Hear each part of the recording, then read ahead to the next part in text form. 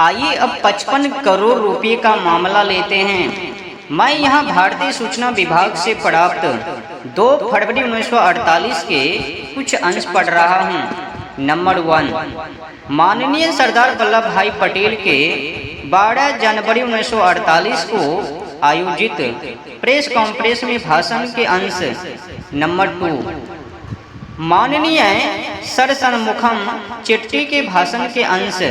Number 3, भारतीय की सहज सद्भावना संकेत। नंबर 4, माननीय प्रधानमंत्री के कथन के अंश।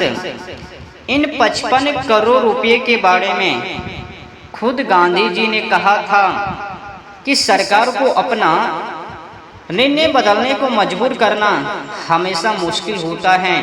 हालांकि सरकार ने इसके मूल बदलाव करके पाकिस्तान को 55 करोड़ रुपए के भुगतान पर रोक लगाने के फैसले को बदल दिया है और ऐसा करने का कारण गांधी जी की भूख हड़ताल थी।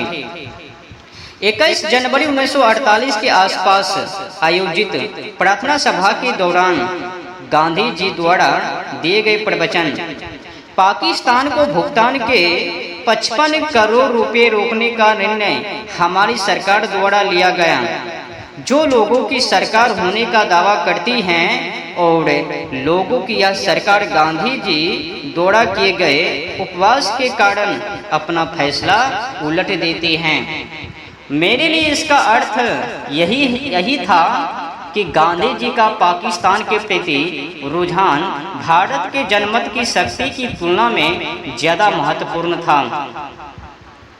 पाकिस्तान का निर्माण मुसलमानों की राष्ट्रीय आंदोलन के प्रति शत्रुता का परिणाम है। इसी सरकार ने पाकिस्तान के प्रति वफादारी दिखाने वाले कई लोगों को कैद कर लिया। हालांकि वही गांधी जी पाकिस्तान के सबसे बड़े समर्थक और रक्षक थे, लेकिन उनके पास ऐसी कोई शक्ति नहीं थी जिससे कि वे पाकिस्तान या मुसलमानों पर कोई नियंत्रण का या उनका रवैया बदल सकते। ऐसी परिस्थितियों में मेरे अनुसार हिंदुओं पर मुसलमानों के अत्याचार से छुटकारा पाने का एक ही कारगर उपाय था। वह यह था कि गांधी जी को इस दुनिया से हटा दिया जाए।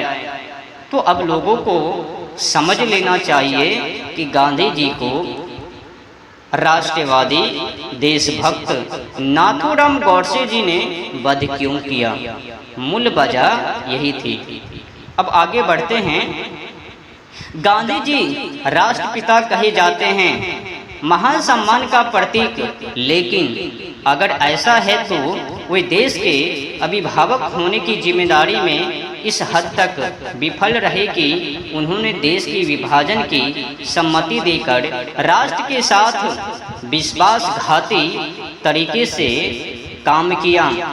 यदि गांधी जी वास्तव में पाकिस्तान के निर्माण के संबंध में अपना विरोध बनाए रखते तो मुस्लिम लीग के पास इसकी मांग करने की ताकत नहीं होती और अंग्रेजों ने इसे स्थापित करने के अपने सबसे बड़े प्रयासों के बावजूद इसे नहीं बनाया होता।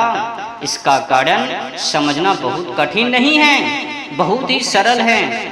इस देश के लोग पाकिस्तान के विरोध में अधीर रहे और दृढ़ निश्चय और उग्र प्रबलता से काम नहीं लिया, लेकिन गांधी जी ने लोगों के साथ खिलवाड़ किया और देश का हिस्सा पाकिस्तान के निर्माण के लिए मुसलमानों को दे दिया। मैं दृढ़ता से कहता हूँ कि राष्ट्रपिता होने के नाते गांधी जी अपनी जिम्मेदारी निभाने में असफल रहे।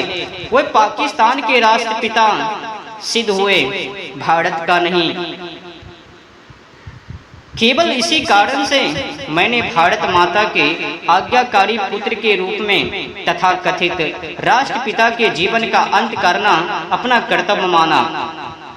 ऐसे राष्ट्रपिता तो जो हमारी मातृभूमि के देश के विभाजन के लिए बहुत से निर्णयों और भूमिकाओं की वजह से उत्तरदायी थे।